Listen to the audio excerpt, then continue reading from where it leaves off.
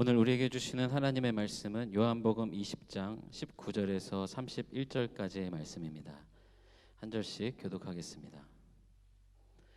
이날 곧 안식 후 첫날 저녁 때에 제자들이 유대인들을 두려워하여 모인 곳에 문들을 닫았더니 예수께서 오사 가운데 서서 이르시되 너희에게 평강이 있을지어다.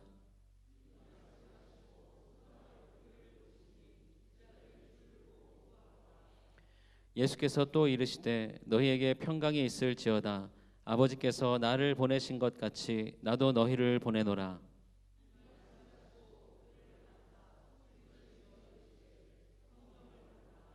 너희가 누구의 죄든지 사하면 사하여질 것이요 누구의 죄든지 그대로 두면 그대로 있으리라 하시니라.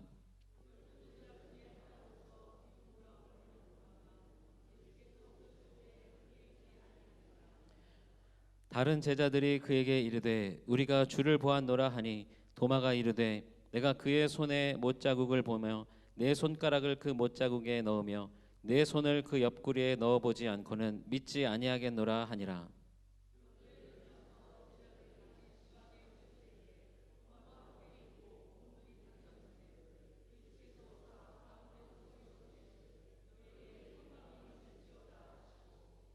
도마에게 이르시되 내 손가락을 이리 내밀어 내 손을 보고 내 손을 내밀어 내 옆구리에 넣어보라. 그리하여 믿음 없는 자가 되지 말고 믿는 자가 되라.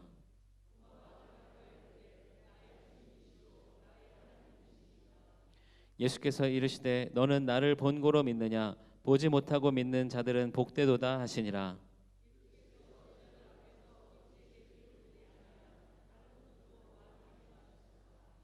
오직 이것을 기록함은 너희로 예수께서 하나님의 아들 그리스도이심을 믿게 하려 함이요 또 너희로 믿고 그 이름을 힘입어 생명을 얻게 하려 함이니라.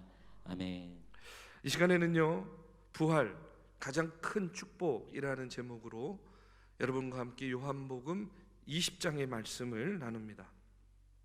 인간이 살면서 가장 두려워하는 것이 무엇이냐? 바로 죽음입니다. 여러분, 우리가 왜 죽음을 두려워합니까? 그것은요, 이 세상에 사는 어떤 누구도 죽음을 이길 자가 없기 때문에 그렇습니다. 아무리 권세가 높아도, 아무리 물질이 많아도, 아무리 건강해도 이 땅에 있는 사람들은 죽음을 이길 수가 없어요. 반드시 하나님께서 정하신 때에 그 길을 가게 되어 있습니다. 그런데 예수님께서는요, 제자들에게 당신은 3일 만에 부활하실 것이다 하고 이렇게 미리 예언을 하셨습니다. 그런데 정말 놀라운 것은 그 예언대로 정말로 3일 만에 부활하셨어요. 그날이 언제입니까? 바로 오늘인 거예요.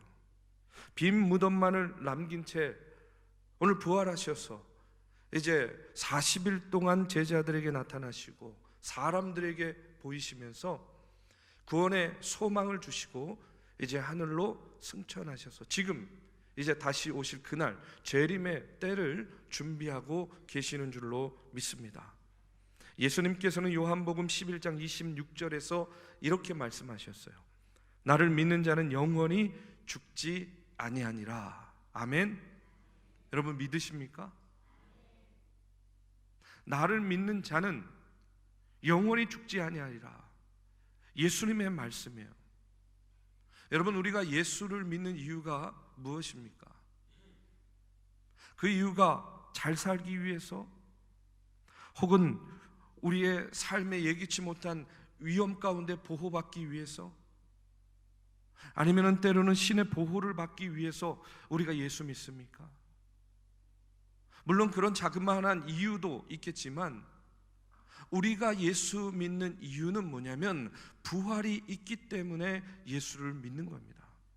죽음을 넘어서는 그 부활을 우리는 지금 믿고 그 부활의 영광에 참여한 자들로서 오늘 이 땅을 살아가고 있는 존재들이라는 거예요.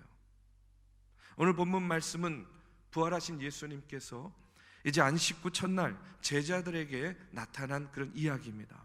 안식 후 첫날 저녁은요, 주님께서 부활하신 그날 저녁을 말하는 거예요. 자, 그날 저녁에 그럼 예수님께서는 부활하셨는데 다른 이들, 특별히 제자들은요 어떻게 하고 있었는가? 오늘 말씀에 보면 마가의 다락방에 모여가지고 있었어요. 근데 그냥 모여 있는 것이 아니라 오늘 말씀에 보면 그 행간을 읽어보면 그들의 마음 가운데는 어떤 마음이 있었냐면 두려움이 있었어요. 염려가 있었어요. 그래서 그 문을요 꽉 꺾고 걸어 잠그고 그곳에 모여 있는 겁니다. 여러분, 그들이 두려워한 것은 무엇이겠습니까? 예수님께서 십자가에 못 박혀 죽으시는 모습을 보면서 이제 그들의 마음 가운데는 혹 우리도, 저 유대인들이 우리가 예수의 제자라는 이유 때문에 우리를 잡아다가 이렇게 죽이는 거 아닐까? 우리를 해코지하는 거 아닐까? 이런 걱정과 염려와 두려움이 있었다는 거예요. 얼마나 겁을 먹었던지 문을요 어떻게 했어요? 꽉 걸어 잠그고 있는 겁니다. 저는 오늘 말씀을 이렇게 묵상하면서 이 겁을 먹고 문을 걸어 잠그고 있는 그 제자들의 모습을 보면서 이런 생각이 드는 거예요. 지금 두려움 가운데 문을 꼭 걸어 잠그고 있는 제자들은 문만 걸어 잠그고 있는 것이 아니라 그들의 마음의 문도 꼭 걸어 잠그고 있다는 그런 사실입니다. 문만 잠근 것이 아니에요. 그들의 마음의 문도 걸어 잠그고 있었어요. 여러분 한번 보십시오. 예수님께서 분명히 제자들에게 자신이 고난받고 죽으실 것, 그리고 3일 만에 부활할 것을 여러 번 이야기하셨어요. 그리고 오늘 본문 말씀 앞절 18절의 말씀에 보면 이런 말씀이 나옵니다. 막달라 마리아가 가서 제자들에게 내가 주를 보았다 하고 또 주께서 자기에게 이렇게 말씀하셨다 이르니라. 막달라 마리아가 부활한 예수님을 만난 거예요. 내가 예수님을 봤어, 내가 부활하신 주님과 이야기를 나눴어, 이것을 제자들에게 분명히 들려주었어요. 전해주었습니다. 그런데 문제는 뭐냐면 이미 제자들의 마음은 두려움 때문에 그 마음의 문이 빗장처럼 확 닫혀져 있는 거예요. 그러다 보니까 예수 부활의 소식을 들었어도 믿지 못하는 거예요. 여러분, 마음의 문이 닫혀 있으면 들려줘도 듣지 못하는 겁니다. 보여줘도 믿지 못하는 거예요. 그렇기 때문에 우리의 마음의 문을 여는 것, 아니 마음의 문이 닫히지 않는 것이 저는요 제일 중요하다고 믿습니다. 여러분, 목사와 성도의 관계도 마찬가지예요. 여러분의 마음이 목회자를 향해서 꽉 닫혀져 있으면 여러분, 이 강단에서 아무리 주옥 같은 이야기를 말씀을 전해도 그 말씀이요 들리지 않아요. 아무런 영향력도 끼칠 수가 없는 겁니다. 그런데 마음이 열려져 있으면요, 제가요 파트로 매주를 쓴다 이렇게 얘기해도 아멘,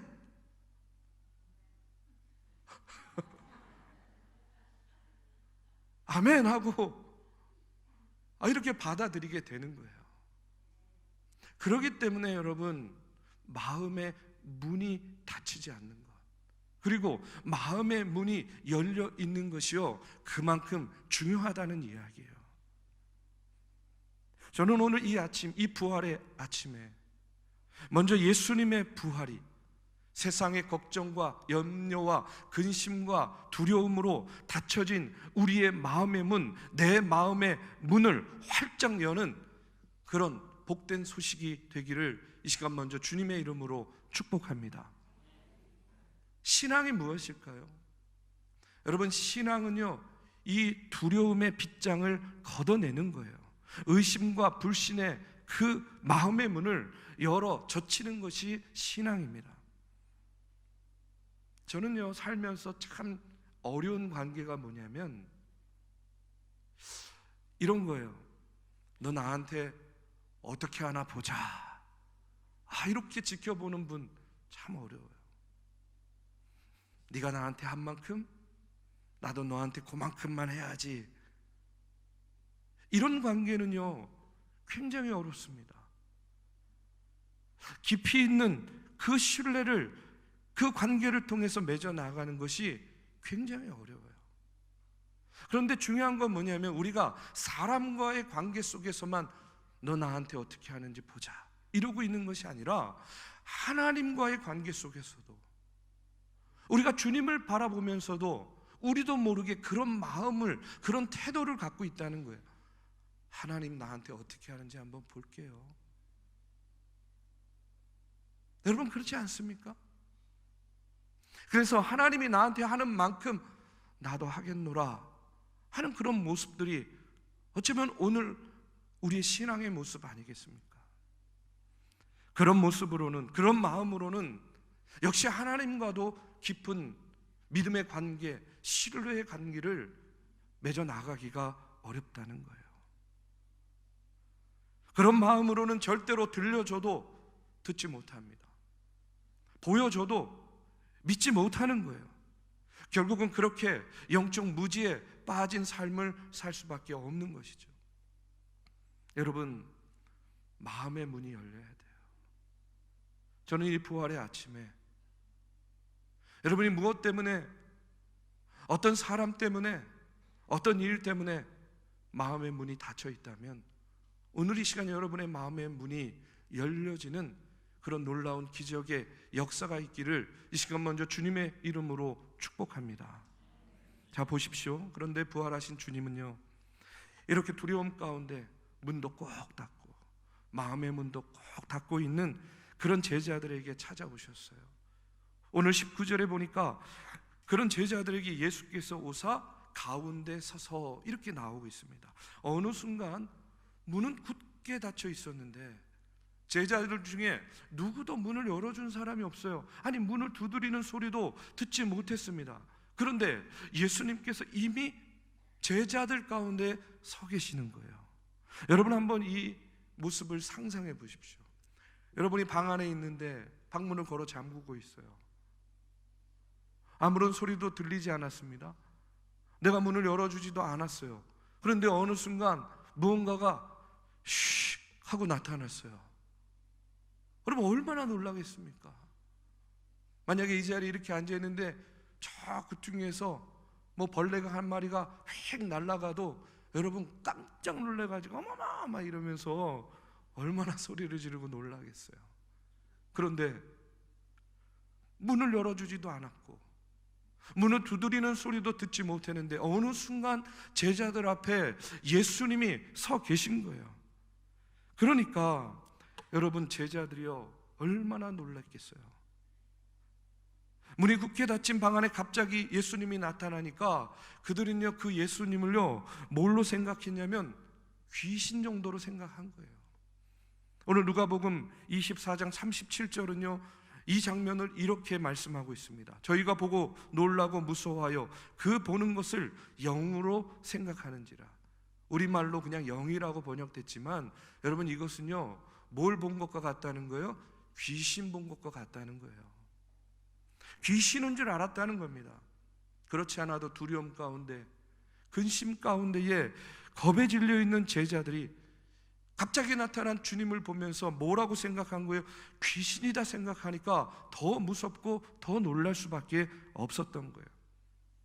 그런데 그런 제자들을 향해서 예수님이 말씀하십니다.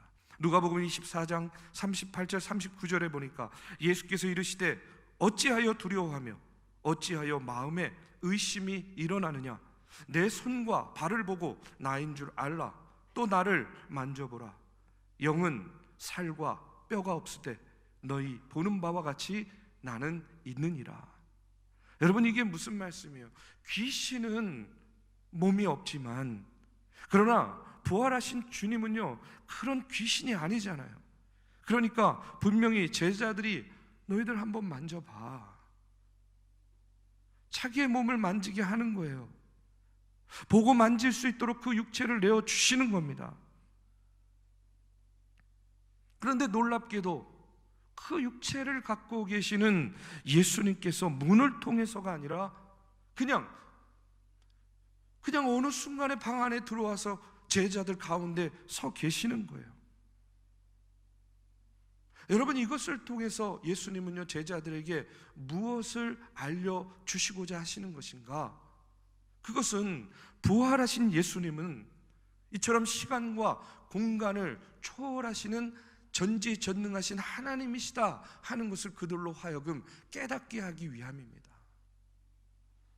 부활하신 예수 그리스도, 그분은 시간과 공간을 초월하시는 전능하신 하나님이셔요. 그런데 부활하신 주님은 두려워하는 제자들을 향해서 이렇게 이야기하고 있습니다. 오늘 19절에 보니까 이르시되 너희에게 평강이 있을지어다. 이 평강이란 단어가 헬라어로는 에이레네라고 하고요, 히브리어로는 샬롬이라고 이야기해요. 평안, 평강, 화평, 이런 의미를 갖고 있습니다. 예수님께서는 제자들 앞에 나타나셔서 너희에게 평강이 있을지어다 라고 말씀하시면서 당신의 손과 옆구리를 보여주세요. 이유가 뭡니까? 나는 귀신이 아니야. 이것을 깨닫게 하는 거죠. 그제서야 제자들은 부활하신 주님이심을 알아보고 그들이 기뻐하였다라고 나옵니다. 그렇게 기뻐하는 제자들을 향해서 예수님이 또 말씀하세요. 21절에 보니까 예수께서 이르시되 너희에게 평강이 있을지어다. 다시 한번 또 평강을 빌어주십니다. 그런데 이것이 끝이 아니었어요. 26절에 보니까 8해를 지나서 제자들이 다시 집안에 있을 때에 도마도 함께 있고 문들이 닫혔는데 여호와께서 오사 가운데 서서 이르시되 너희에게 평강이 있을지어다. 처음 만난 이후에 8일이 지났어요.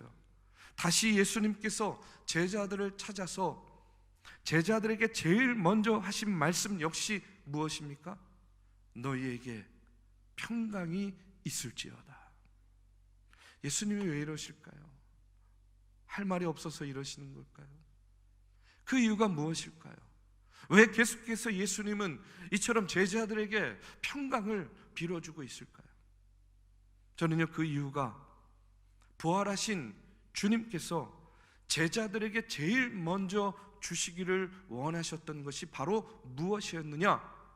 평강이었기 때문이라는 겁니다. 부활하신 주님께서 사랑하는 제자들이 두려움과 의심과 불신과 불안에 떨고 있는 그 제자들이 이제 그와 같은 것에서 벗어나서 그들의 심령 속에 참된 평강이 임하기를 원하셨기 때문에 너희에게 평강이 있을지어다 이렇게 말씀하고 있어요. 앞서도 이야기했지만 제자들은요 문만 걸어 잠그고 있었던 것이 아니에요. 그들의 마음의 문도 걸어 잠그고 있었습니다. 그런데 예수님께서 그들 앞에 나타나시고 너희에게 평강이 있을지어다 평강을 빌어 주셨을 때에 이제 그들은요 두려움과 불신 그리고 불안으로 굳게 잠겨져 있던 그 마음의 문이 활짝 열려지게 되고 이제 그 골방에서 뛰쳐나와서 어떻게 합니까? 예수께서 주신 이 평강의 복음을 전하는 그런 사도의 삶을 담대히 살아가는 것을 보게 됩니다. 우리 사랑하는 믿음의 성도 여러분, 만약에 예수님이 부활하지 않으셨다면, 만약에 부활하신 예수님께서 제자들을 찾아가 주시지 않으셨다면, 그들에게 평강의 복음을 들려주지 않았다고 한다면요, 그들은 아마 이 순간부터 죽을 때까지 늘 인생의 두려움과 염려와 걱정과 불안과 의심과 불신 가운데에 평생을 살다가 죽었을 거예요. 그런데 부활하신 주님이요 그들을 찾아가 주셔서 그들을 만나 주시고 그들에게 평안을 주심으로 이제 그들은요 두려움과 공포가 아니라 어떤 상황 가운데서도 마음의 평안을 누리며 부활하신 주님과 동행하는 그 어떤 놀라운 사도의 삶을 살아갈 수 있게 되었다는 겁니다. 빌립보서 4장 6절에서 7절에 보면 사도 바울은요 이와 같이 이야기를 합니다. 우리 한번 같이 봉독해 보겠습니다. 아무것도 염려하지 말고 다만 모든 일에 기도와 간구로 너희 구할 것을 감사함으로 하나님께 아뢰라. 그리하면 모든 지각에 뛰어난 하나님의 평강이 그리스도 예수 안에서 너희 마음과 생각을 지키시리라. 아무것도 염려하지 말고 모든 일에 어떤 상황 가운데에서도 어떻게 하라는 거예요? 기도와 간구로 하나님께 감사함으로 아뢰면 하나님의 평강이 너희의 마음과 생각을 지켜주신다는 거예요. 그런데 놀라운 것은 사도 바울이 이와 같은 편지를 쓸 때의 상황이 어떤 상황이냐면 지금 그가 로마의 감옥에 갇혀 있을 때라는 사실이에요. 여러분, 로마의 감옥, 저는 가보지 않았지만, 직접 보지 못했지만, 여러분, 그 당시에 감옥이라는 것이 2중 3중으로 아마 철장이 굳게 닫혀져 있을 것이고, 지하에 있던 감옥은요 얼마나 어둡고 컴컴한 암흑이겠습니까? 먹을 거 제대로 줬겠습니까? 아마 지옥이 있다면 그런 곳이 지옥과 같은 곳이었을 거예요. 그런데 그 속에서도 바울은요 무엇을 잃지 않고 있습니까? 평강을 잃지 않는 거예요. 평안을 잃지 않습니다. 오히려 다른 사람들에게 평안을 잃지 말아라, 너의 마음과 생각을 지키라 하고 이렇게 권면하고 있어요. 어떻게 이런 일이 가능할까? 저는요 이렇게 말씀드리고 싶어요. 바울은요 부활하신 주님을 진짜로 믿었기 때문이다. 부활하신 주님을 진짜로 믿었기 때문에 지금 자기의 상황은 겹겹이 철창에 갇혀있는 그런 상황이고 천지가 암흑 같은 그런 상황일지라도 부활하신 주님, 시간과 공간을 초월해서 지금 이 자리에도 나와 함께 계심을, 그 부활의 주님을 그는요 믿고 확신했기 때문에 어떤 상황에서도 어떤 자리에서도 그의 마음 가운데 있는 평안함, 평강을 빼앗아 갈 수 없었다는 겁니다. 우리 사랑하는 믿음의 성도 여러분, 오늘 부활하신 주님은 시간과 공간을 초월해서 오늘 우리에게 찾아오셔서 오늘 우리에게도요 동일하게 말씀하고 계십니다. 너희에게 평강이 있을지어다. 늘 걱정과 염려가 끊이지 않잖아요. 여러분, 잘 되면 잘 돼서 걱정, 안 되면 또 안 돼서 걱정. 늘 걱정과 염려와 근심과 불안, 또 의심과 불신, 그것이 우리를 우겨 싸고 있는 거예요. 그렇게 살다 보니까 세상에 지치고 사람에게 지쳐요. 그러면 어떻게 되는 겁니까? 마음의 문이 닫히게 되는 거예요. 지치면 닫힙니다. 힘겹고 피곤하면 닫혀지게 되어 있어요. 그렇게 세상에 지치고 사람에 지치고 관계에 지치고 일에 지쳐 있는 우리들에게 부활의 주님이 찾아오셔서 오늘 말씀하고 있는 거예요. 너희에게 평강이 있을지어다. 우리는 이 땅에 살면서 저는요 너무나 큰 축복을 받은 존재들이라고 믿습니다. 이 땅에 있는 수많은 사람 가운데 하나님께서 나를 택해 주셨잖아요. 당신의 자녀로 삼아 주셨어요. 예수님께서 우리 스스로는 해결할 수 없는 그 죄의 문제를 해결해 주시기 위해서 십자가에서 대속물로 죽으시고 그 보혈의 피를 통해서 우리의 죄를 사하여 주셨습니다. 그리고 그것으로 끝난 것이 아니에요.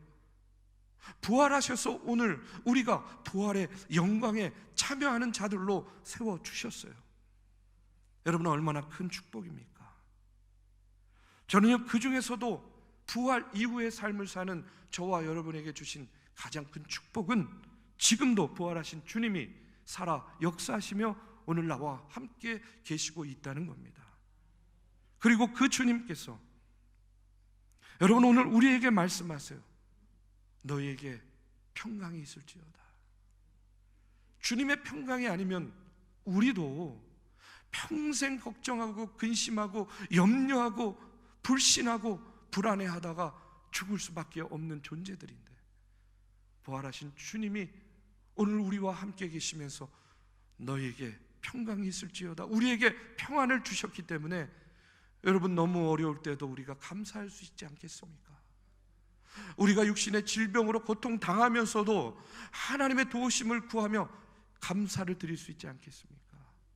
기쁠 때도 감사, 슬플 때도 감사, 어려울 때도 감사, 사방으로 우겨쌈을 당해도 감사할 수 있는 이유는 부활의 주님이 우리와 함께 계시기 때문 아니겠습니까?